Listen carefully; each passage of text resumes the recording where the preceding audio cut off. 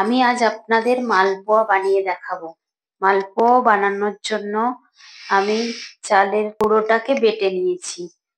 চালের গুঁড়ো দোকান থেকে কিনে নিয়ে এসেছিলাম, দেখলাম যে একটু দানা দানা রয়েছে, ওই জন্য 15 মিনিট ভিজিয়ে রেখে আমি বেটে নিয়েছি মিক্সি। এরপর এর মধ্যে দিয়ে দেব ময়দা।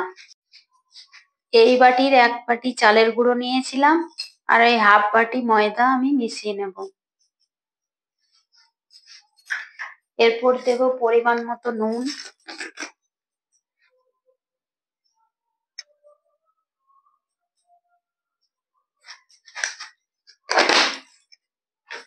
আর দেব একটু মৌরি, গোটা মৌরি।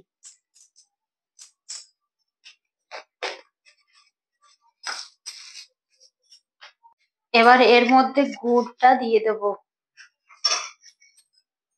এবার ভালো করে মিশিয়ে নেব।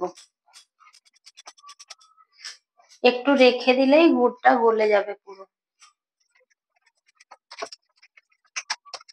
এবার কিছুক্ষণের জন্য ঢাকা দিয়ে দেব আমি। কিছুক্ষণ পর ফিরে এলাম, ঢাকাটা খুলে দেখে নেব। ব্যাটারটা এরকম হয়ে গেছে, ঠিকঠাক হয়ে গেছে, গুড়টা গলে গেছে।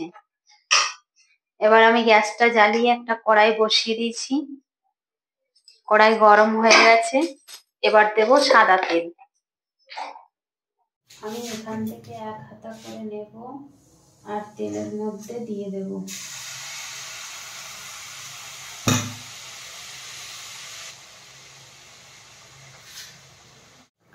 আমি এরকম প্রত্যেকটা লাল করে ভেজে নেব।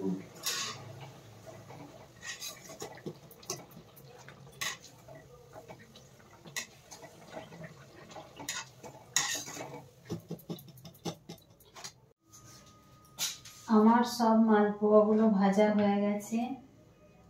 আমার ভিডিওগুলো যদি আপনাদের ভালো লেগে থাকে তাহলে please like, share, subscribe, comment করবেন।